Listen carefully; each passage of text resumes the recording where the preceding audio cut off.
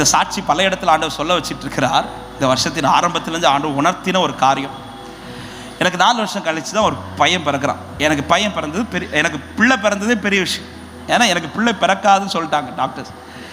அப்படி இருந்த இடத்துல தான் ஆண்டவர் வந்து அந்த 4 வருஷத்தில் எங்களை உருவாக்கி அப்போ தான் நிறைய பாட்டு கொடுக்குறார். என்னால் ஒன்று அற்புதம் செய்யுங்கப்பா, இந்த பாட்டெலாம் அந்த டைம் தான் கொடுக்குறான். கொடுத்து 4 வருஷம் தாண்டி எனக்கு ஒரு பையன் பிறக்கிறான். அவன் பேர் தான் ஐசக். அவன் பிறந்தது எனக்கு பெரிய சாட்சி, பெரிய சந்தோஷம். அந்த சந்தோஷத்தில் எனக்கு இப்போ அவன் பிறந்து கொஞ்சம் வளர தொடங்கணுன்னு எனக்கு என்ன ஆசைன்னா, அவன் சத்தத்தில் அவன் என்னை அப்பான்னு கூப்பிட்றத கேட்கணும். சரியா? ஏன்னா அவன் வாய்ஸில் அப்பான்னு கூப்பிட்றத கேட்குறதுக்கு நான் அவன் கிட்டேருந்து 6வது மாதத்துலேருந்து டீச் பண்ணுறேன். டே அப்பா சொல்கிறான்னு டீச் பண்ணுறேன். அவன் சொல்லலை. அவன் ஃபஸ்ட்டு சொன்ன வார்த்தையே அல்லேலூயா தான். ஆமாம், அல்லேலூயா. அது சர்ச்சிலே வளர்றதுனால நம்ம அல்லேலூயாலாம் சொல்கிறது கேட்டு அல்லேலூயா அப்படின்னா ஏதோ சொன்னால் நாங்கள் அல்லேலூயான்னு எடுத்துக்கிட்டோம். ரைட், கொடுங்க, அல்லேலூயாட்டான். அடுத்து அவன் என்ன சொல்கிறான்னா அம்மா சொல்லிட்டான். யாரை பார்த்தாலும் அம்மா, என்னை பார்த்தாலும் அம்மா, எங்கள் அம்மாவை பார்த்தாலும் அம்மா, என் ஒய்ஃபை பார்த்தாலும் அம்மா, எங்கள் அண்ணனை பார்த்தாலும், யாரை கூப்பிட்டோன்னாலும் அம்மா. இது யாருக்கு கெத்துன்னா என் ஒய்ஃபுக்கு பயங்கர கெத்து.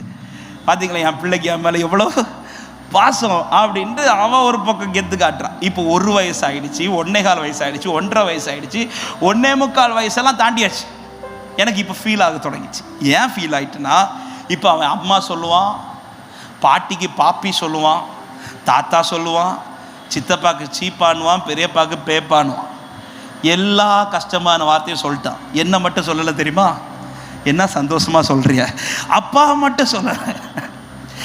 நானும் பக்கத்துலேருந்து டீச் பண்ணுறேன். டே அப்பா சொல்கிறேன் ஆணு வந்துட்டு அப்பாவுக்கு பதில் அம்மான்றோம். அப்படியே குத்தணும் போலலாம் எனக்கு தோணும். இம்மாவை எடுத்துட்டு இப்பா போடுறான்னு சொல்லி எவ்வளோ டீச் பண்ணிட்டேங்க, சொல்லவே இல்லை. எனக்கு இப்போ ஃபீல் ஆக தொடங்கிச்சு. 1.25 வயசுக்கெல்லாம் ஆயிடுச்சு, 2 வயசு ஆக போகுது. அப்போது அப்படி அது கொஞ்சம் கஷ்டமாக இருந்துச்சு. ஆனால் யார்கிட்டே காட்டிக்கல. அப்போ தான் எங்கள் சர்ச்சில் ஒரு யூத் மீட்டிங் நடக்குது. அந்த யூத் மீட்டிங்கில் வந்து ஒர்ஷிப்லாம் நடத்தும்போது இந்த பாட்டு தற்செயலாக அப்படி திடீர்னு ஆண்டவர் வந்து ஒரு லீடிங்கில் இந்த பாட்டை பாட வைக்கிறார். அப்பா அப்பா மகனா மகனா, இந்த பாட்டை பாடி ஆராதனைலாம் முடிச்சு யூத் மீட்டிங் முடிச்சு எல்லாரையும் அனுப்பி விட்டுட்டு ஈவினிங் என்ன பண்ணுறேன், எங்கள் ரூமில் ஒரு சின்ன ஸ்பீக்கர் உண்டு. அந்த ஸ்பீக்கரில் காலையில் நடந்த ஆராதனையை போட்டு விட்டுட்டு அப்படி கேட்டுட்ருக்கிறேன். அப்போ என் ரூமில் நானும் என் பையன் எங்கள் அண்ணன் பொண்ணு ஜாஃபியா 3 பேரும் பெட்டில் இருந்து அந்த பாட்டு ஓடும்போது நானும் கைத்தட்டுறேன், பிள்ளைங்களை கைத்தட்டுறாங்க. அப்படி ஜாலியாக பிள்ளைங்க கூட அப்படி விளையாடிட்டு இருக்கிறேன். இந்த ஆராதனை செஷன் வரும்போது நான் என்ன பண்ணுறேன், கிச்சனில் போய் தண்ணி குடிச்சிட்டு வரேன். அப்போ என் ஒய்ஃபை கிச்சனில் தான் இருக்கிறான். தண்ணி குடிச்சிட்டு திரும்ப வரும்போது இந்த லைவில் அப்பா பாட்டு ஓடுது, நான் பாடுறது ஓடுது. அப்போ என் வாய்ஸ் எனக்கு கேட்குது, லைவ் ஓடுறது. அந்த வாய்ஸ் கூட இன்னொரு கீச் சவுண்டு கேட்குது, அப்பா அப்படின்னு ஒரு சவுண்டு கேட்குது.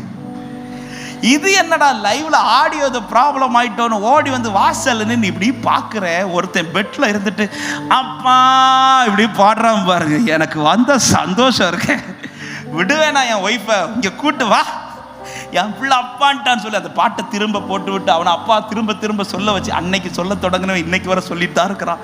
இன்னைக்கு புறப்படும் போது அப்பா எங்கப்பா போறேன்னு தான் கேட்டு அனுப்பி விடுறான். இன்னைக்கு அப்பா சொல்றதை நிறுத்த மாட்டான். அன்னைக்கு அப்படி ஒரு சந்தோஷம் எனக்கு. நான் என் ஒய்ஃப்கிட்ட காமிக்கிறேன், எங்கள் அம்மாவை கூப்பிட்டு காமிக்கிறேன், எங்கள் அண்ணனை கூப்பிட்டு காமிக்கிறேன். அவனை திரும்ப அந்த பாட்டை போட்டு விட்டு ரெக்கார்ட் பண்ணி அந்த பாட்டை ரிலீஸ் பண்ணவங்களுக்கு அனுப்புகிறேன். என்ன சொல்லினா, உங்கள் பாட்டுனால என் பிள்ளை என்ன அப்பான்னு சொல்லிட்டாயா. எனக்கு சந்தோஷம் தாங்க. இப்படி சந்தோஷப்பட்டு அப்படி இப்படி துள்ளிட்டு இருக்கும்போது ஆண்டவர் என்னை கூப்பிட்டு பேசுகிறார். உனக்கு இந்த பிள்ளை எப்படி பிறந்துச்சுன்னு கேட்டார். உன் பலத்தில் பிறந்துச்சா, நான் உனக்கு தந்தேனான்னு கேட்டார்.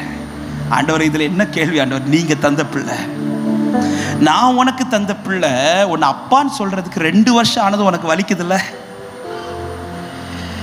நீ என் சமூகத்திலேருந்து என்கிட்ட அப்பான்னு பேசி எவ்வளோ நாள் ஆச்சுன்னு கேட்டார். நீ என்கிட்ட பழகி எவ்வளோ நாள் ஆச்சு. பிரசரத்தில் உட்காருவேன். எதுக்கு உட்காருவேன்? பயன்படுறதுக்கு உட்காருவேன். இன்னைக்கு என்ன செய்தி தருவீங்க ஆண்டவரே, இன்னைக்கு நான் போகிற சர்ச்சில் என்ன பேசணும் ஆண்டவரே, இதுக்கு உட்கார்றேன். பழகிறதுக்கு உட்கார்றியான்னு கேட்டார். பழகிறதுக்கு உட்கார்றியா? ஏதாவது கேட்கறதுக்கு உட்கார்றோம். அப்பான்னு கூப்பிடுறது, அவர் ஆசையா வந்து பேசலான்னு வந்தா, ஆண்டவர் எனக்கு அதை செய்ய மாட்டீங்களா, இதை செய்ய மாட்டீங்களா, அப்படி செய்வீங்களா, இதுக்கு உட்கார்ற. என்கிட்ட பேசுறதுக்கு உட்கார்றியா?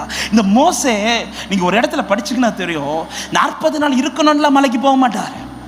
ஆனா போய் சும்மா தான் உட்காருவார். 6 நாள் சும்மா தான் உட்காருவாரு, ஒண்ணுமே பேசக்கூட மாட்டாங்க. ஆனா போய் உட்கார்ந்து இருப்பாரு.